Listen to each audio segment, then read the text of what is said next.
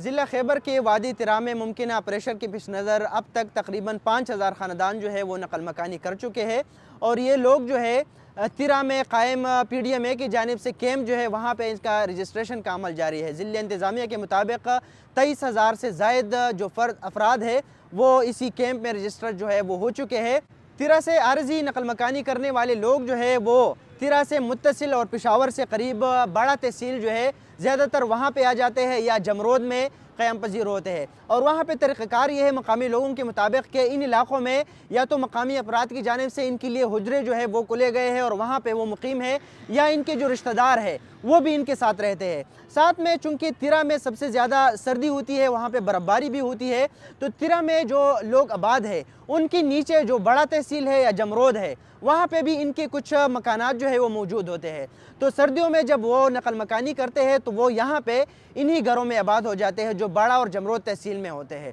अभी नकल मकानी करने वाले लोग जो है इनकी सारे इंतज़ामात वहाँ के जो मकामी लोग हैं इनके मुताबिक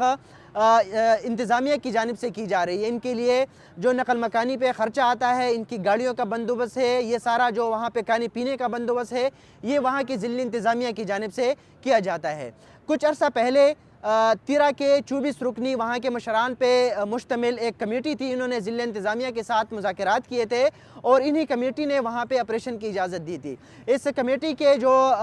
सरबराह है इनके मुताबिक हुकूमत की जानिब से इस ऑपरेशन में किसी किस्म की अगर कोई मकान डैमेज होता है, चाहे जुज़वी तौर पर हो या मुकम्मल तौर पर, इनका एक मुआवज़ा जो है वो भी हुकूमत की जानिब से मुतासिरीन को दिया जाएगा। इनकी बाहिफाजत और बाइज़्ज़त वापसी जो है वो भी हुकूमत की तरफ से यकीनी बनाई जाएगी। कोई फुल प्लेज कोई बड़े ऑपरेशन का ऐलान नहीं किया गया है, लेकिन बारहा ये बताया गया है कि जहाँ पे भी शिद्दत पसंदी होगी, जहाँ पे भी अस्करी पसंद होंगे, उनके ख़िलाफ़ इंटेलिजेंस बेस्ड ऑपरेशन जो है वो किए जाएंगे।